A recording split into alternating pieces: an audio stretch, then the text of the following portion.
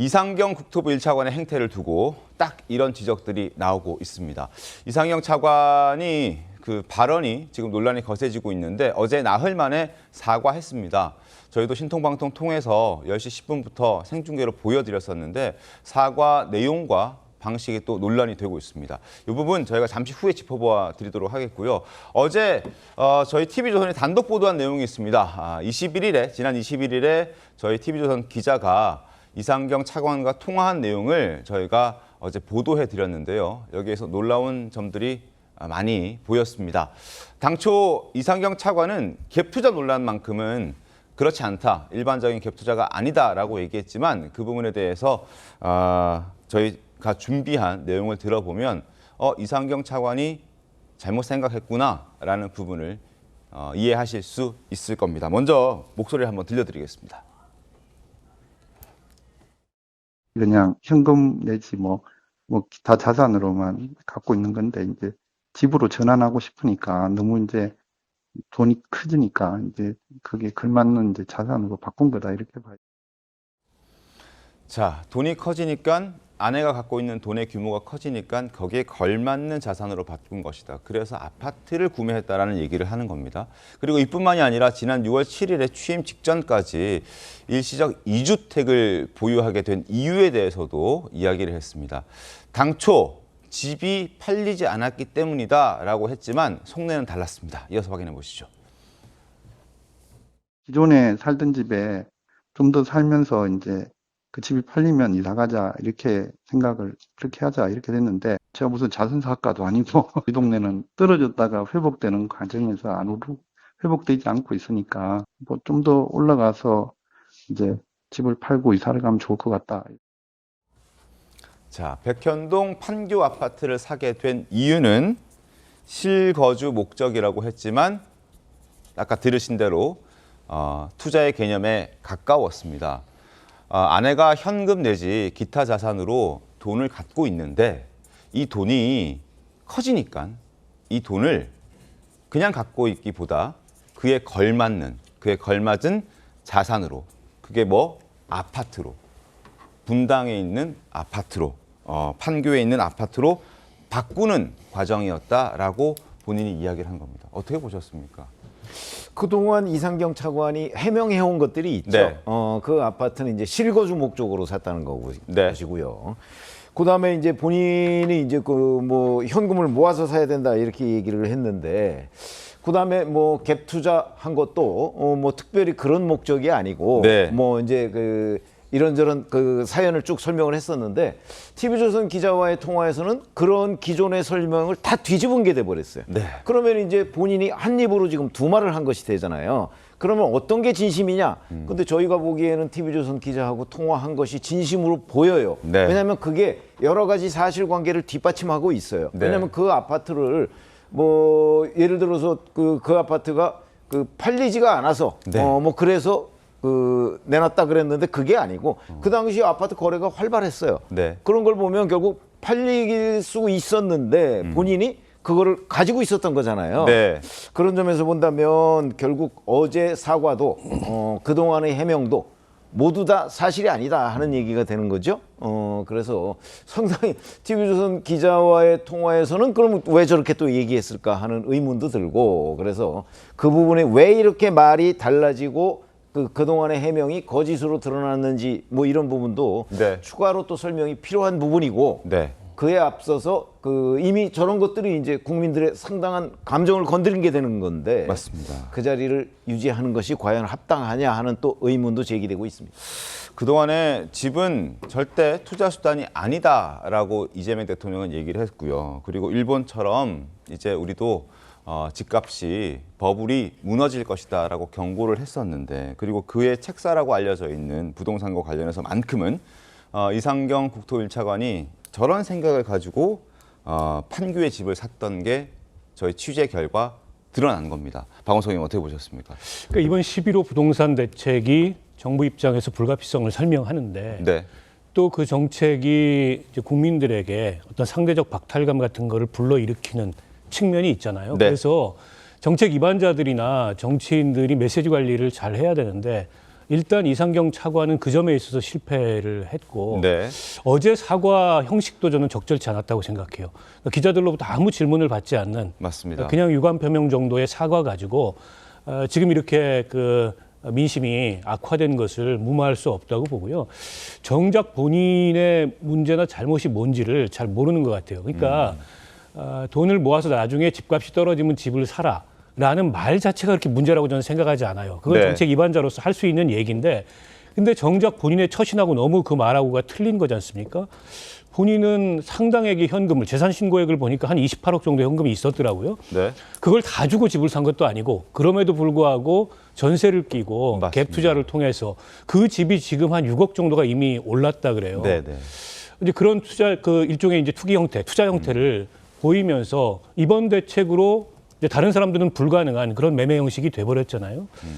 거기서 느껴지는 이제 이 괴리가 네. 이런 여론의 악화 또 민심의 비판으로 나타나는 건데 TV조선 기자한테 얘기를 한 걸 보면 실거주 목적이라는 본인의 해명과 다르게 자산 운용을 위해서 그 집을 구매했다.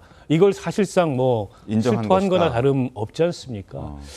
저도 저분이 계속 그 저 자리를 네. 유지하는 게 정부를 위해서 도움이 될까 하는 의문이 들고요. 이게 이제 정책 당국자가 신뢰를 잃으면 앞으로 나올 모든 정책도 국민들이 신뢰하기가 어렵습니다. 그런 면에서 민주당에서조차도 네. 이상경 차관이 물러나야 되는 거 아니냐 이런 의견이 커지는 게 아닌가 싶습니다. 알겠습니다.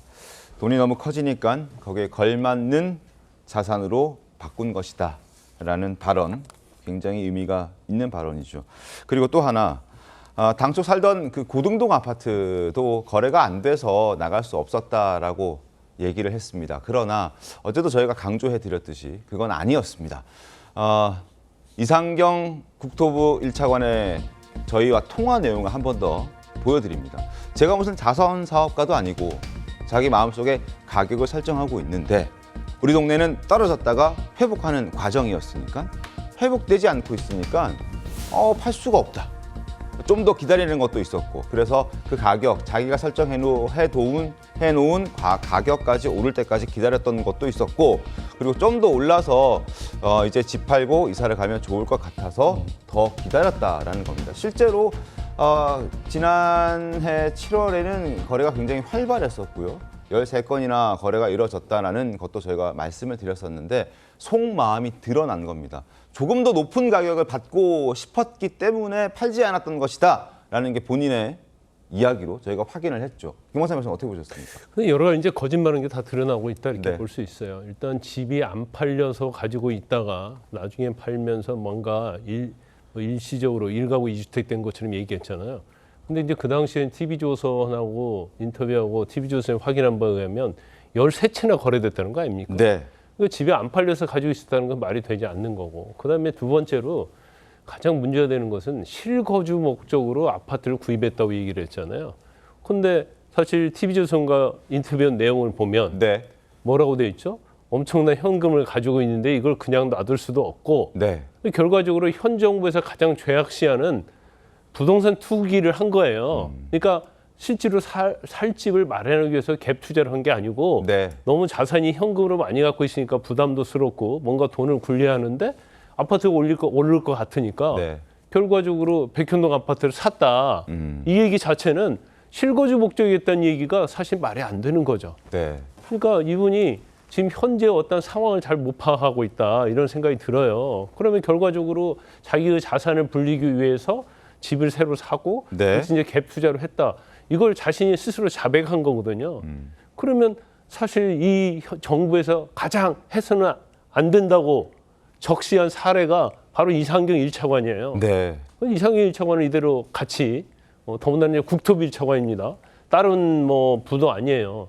같이 갈 수 있을까요? 그건 뭐 이 정부에는 굉장히 부담이 될 거라고 봅니다.